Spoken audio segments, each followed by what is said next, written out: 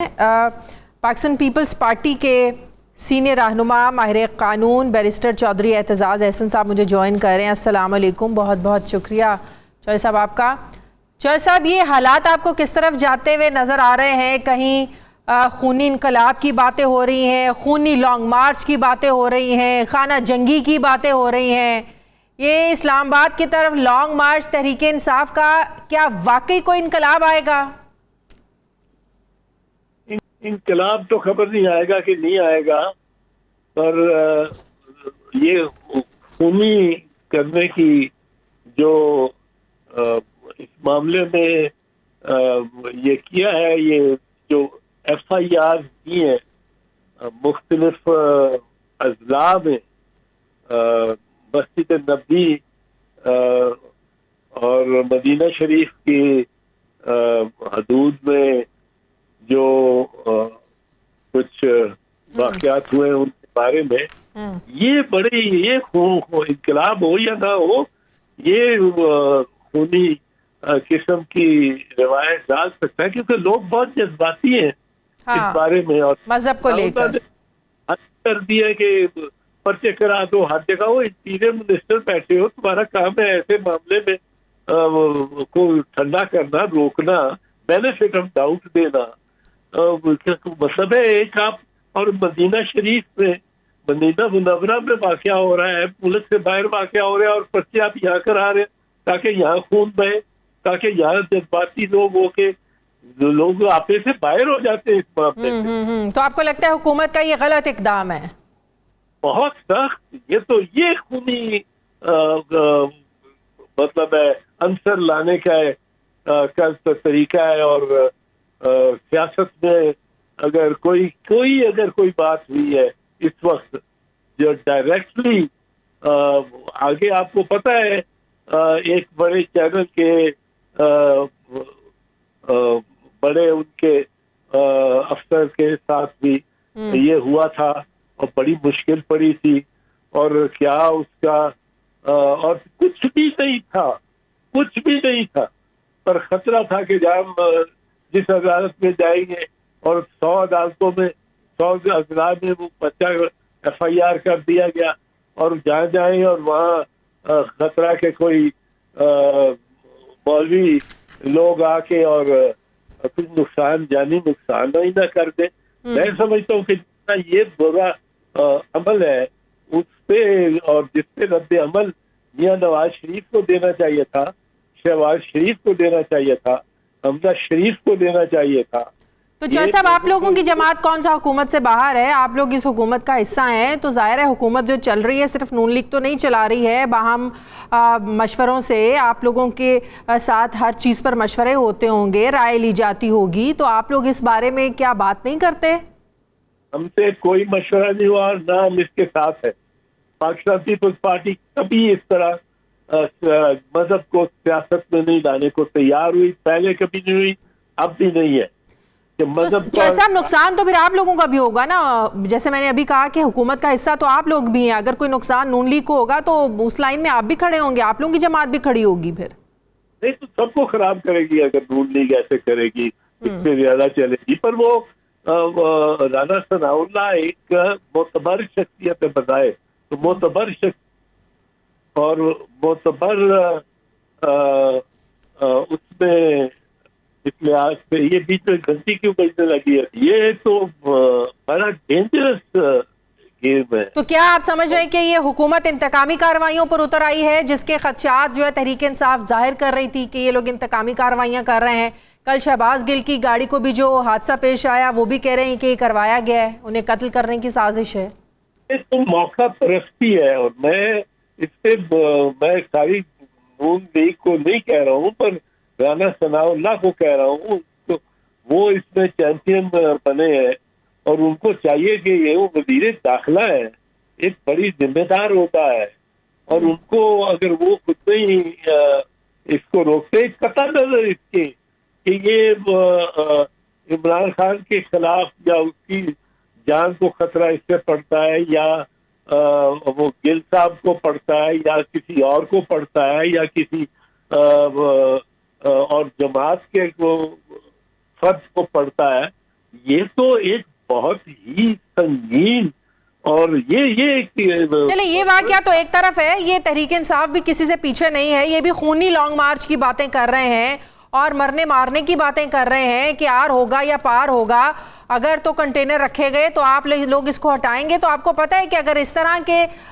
دو parties کے لوگ آمنے سامنے آ جائیں یا تحریک انصاف کے لوگ ہوں، دوسری طرف ریاست کھڑی ہو، تو ظاہرہ خون خرابہ تو تبھی شروع ہو جائے گا جو نہیں ہونا چاہیے۔ تو یہ لوگ بھی تو اپنے لوگوں کے جذبات کو اس طریقے سے ابھار رہے ہیں نا کہ اسلام آباد جانا ہے تو ہر صورت جو ہے نا وہ الیکشن کی ڈیٹ لے کے واپس ہی آنا ہے، نہیں تو کچھ بھی ہو جائے ہم سب برداشت کریں گے، آپ لوگوں کو بھی کرنا ہے برداشت۔ یہ سبق سکھایا جا رہا ہے اپنے کارکنوں کو چوہے صاحب؟ ہاں نہیں یہ بھی ٹھیک نہیں ہے، یہ بھی ٹھیک نہیں ہے، بالکل میں اس کو کوئی صحیح نہیں کہتا ہوں، پر اس میں میں یہ سمجھتا ہوں کہ جو آپ نے چونکہ پوچھا کہ خونی تقاضے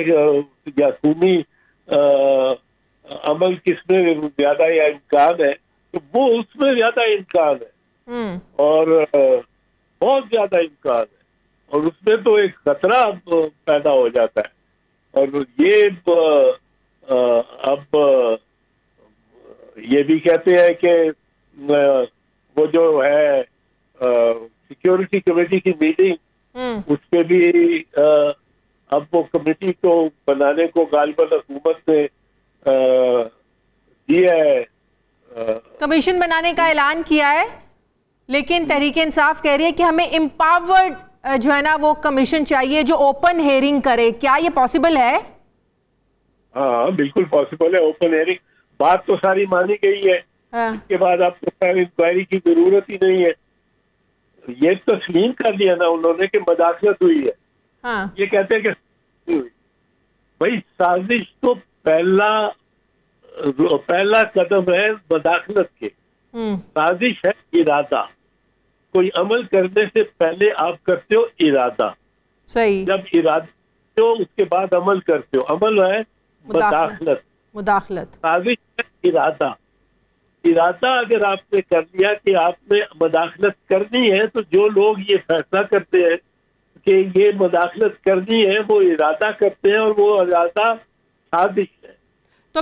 پھر پاکستان پیپلز پارٹی کو اس حکومت کا اس سارے پروسیس کا حصہ آپ نہیں سمجھتے کہ نہیں بننا چاہیے تھا انٹل انلیس اس سارے معاملے کو انویسٹیگیٹ کر لیا جاتا؟ نہیں، اس معاملے کو تو پیپلز پارٹی کے ساتھ یا کسی دیگر اتحادی کے ساتھ ایسا تعلق نہیں ہے، اس کا تو تعلق ایک وہ سائفر سے ہے۔ نہیں تو یہی تو وہ بیانیہ بنا رہے ہیں کہ جو اپوزیشن کے لوگ تھے وہ ملتے تھے جا کے امریکیوں سے، ڈپلومیٹ سے جا کر، آپ لوگ پیپلز پارٹی کے لوگ ہوں، نون لیگ کے لوگ ہوں، یہ جو آج حکومت بنائے بیٹھے ہیں یہ اس سازش کا حصہ ہیں، ان لوگوں کو استعمال کیا ہے امریکہ نے، یہی تو بیان ہے ان کا۔ سازش تو اب ثابت کرنی ضروری نہیں ہے نا ان کو، کیونکہ عمل جو مان لیا کہ ہوا ہے، عمل اگر مان لیا تو ارادہ پہلے ہوگا تو عمل ہوگا، ارادے کے بغیر تو عمل نہیں ہو سکتا۔ ارادہ سازش کا لیول ہے اور عمل مداخلت کا لیول ہے۔ صحیح، اگر مداخلت آدمی پہلی کمیٹی کی میٹنگ میں بھی اور دوسری کمیٹی کی میٹنگ میں بھی پہلی کمیٹی کی میٹنگ کے فیصلوں کو انڈورس کر کے یہ وہ بالکل ٹھیک ہم نے وہ فیصلہ کیا ہے، تو ارادہ اور مداخلت تو ہو گئی۔ اب میرا خیال ہے اس میں اگر کوئی سنبھال سکتا ہے اس وقت تو ایک مثبت ایک خبر ملی ہے آج کی کہ چیئرمین بلاول کی بات ہوئی ہے بلنکن کے ساتھ، جی، تو کچھ اس پہ بھی نکالنے کا اگر کوئی موضوع شخصیت ہے تو وہ چیئرمین بلاول ہی ہے، پاکستان پیپلز پارٹی ہے، کیونکہ ہم نے تو بلاول بھٹو صاحب وزیر خارجہ کی حیثیت سے یہ معاملہ امریکہ کے ساتھ اٹھائیں گے؟ یہ تو اب میرا اس وقت تو مجھے نہیں پتا، کہ مجھے تو ابھی پتا لگا ہے کہ ان کی بلنکن سے بات چیت ہوئی ہے، اور اٹھائیں گے یا نہیں اٹھائیں گے یہ تو گورنمنٹ مل کے فیصلہ کرے گی، ان کی کابینہ میں پوزیشن سے فیصلہ کرے گی، لیکن اگر مداخلت ہوئی ہے اور یہ نیشنل سیکیورٹی کمیٹی تسلیم کرتی ہے تو پھر تو اس کو اٹھانا چاہیے گورنمنٹ کو بھی. تو امریکہ کیوں نہیں اٹھانا چاہیے؟ صحیح. لیکن آپ یہ بھی تو دیکھیں نا، عمران خان صاحب یہ بھی ساتھ کہتے ہیں کہ انہیں اس سازش کا پچھلے سال جولائی سے پتا تھا. اگر پچھلے سال جولائی سے پتا تھا تو اس وقت آپ لوگوں نے چیزوں کو انفولڈ کیوں کرنا شروع نہیں کیا؟ آپ لوگوں نے تب معاملات کو ہینڈل کرنا شروع کیوں نہیں کیا جب پانی آپ کے سر سے گزر گیا؟ یا آپ اس کو بڑا ہلکا لے رہے تھے، یا آپ سمجھ رہے تھے کہ ایسا کچھ ہو نہیں سکتا؟ تو کبھی کہتے ہیں کہ سازش پچھلے جولائی میں ہوئی، سائفر آتا ہے مارچ میں، پھر کبھی ان کے اتحادی اور ان کے اپنے لوگ کہتے ہیں کہ نہیں اسٹیبلشمنٹ سے تعلقات ٹھیک ہوتے تو ہم تو حکومت میں ہوتے. تو ان کی باتوں میں بھی تو تضاد ہے نا، پتہ ہی نہیں چل رہا کہ حکومت گئی کیوں ہے. پچھلے سال جو جولائی میں سازش ہوئی اس وجہ سے گئی ہے، D G I S I کی تبدیلی کا معاملہ جس کو متنازع بنایا اکتوبر میں اس وجہ سے گئی ہے، سائفر آتا ہے مارچ میں اس وجہ سے گئی ہے. کچھ سمجھ میں نہیں آ رہا ہے کہ حکومت گئی کیسے ہے. یہ تو آپ پی ٹی آئی سے پوچھے نا، یہ تو پی ٹی آئی سے پوچھے کہ ان کا کیا مطلب ہے کہ جولائی میں اگر معلوم تھا تو اس وقت عمل کیوں نہیں کیا؟ اگر مارچ 7 کو تھا وہ پتہ لگ گیا تھا سائفر کا اور مل گیا تھا سائفر، تو مارچ 28 تک کیوں انتظار کیا انہوں نے اس کو جلسے میں؟ یا 27 مارچ کی غالباً یا 28 مارچ اس میں جو لہرایا انہوں نے، تو وہ اتنی دیر کیوں انتظار کیا؟ یہ تو پی ٹی آئی کو بتانا چاہیے، پی ٹی آئی جواب دے اس کا. بالکل صحیح. جج صاحب آپ سے یہ پوچھنا چاہتی ہوں کہ جسٹس قاضی فائز عیسیٰ کے خلاف جو ریفرنس تھا، حکومت عمران خان صاحب کو اس غلطی کا ادراک ہوا، پھر انہوں نے سارا معاملہ ڈالا فروغ نسیم صاحب پر، فروغ نسیم صاحب نے سارا معاملہ ڈالا ان پر. تو جو غلطی کا احساس ہوا یہ کسی پریشر پر کیا گیا تھا یا اب انہیں واقعی یہ احساس ان کو ٹھیک ہوا ہے کہ انہوں نے غلط کیا تھا؟ یہ دیکھیں، پرائم منسٹر اگر اپنے اختیارات کے اور دائرے کے دوران کچھ کام کرتا ہے، کوئی غلط بھی ہوں گے کوئی صحیح بھی ہوں گے، کو معافی مانگنے کی اتنی پرائم منسٹر کو ضرورت نہیں ہوتی. میں نہیں سمجھتا کہ ہم پرائم منسٹر بنائیں کسی کو اور وہ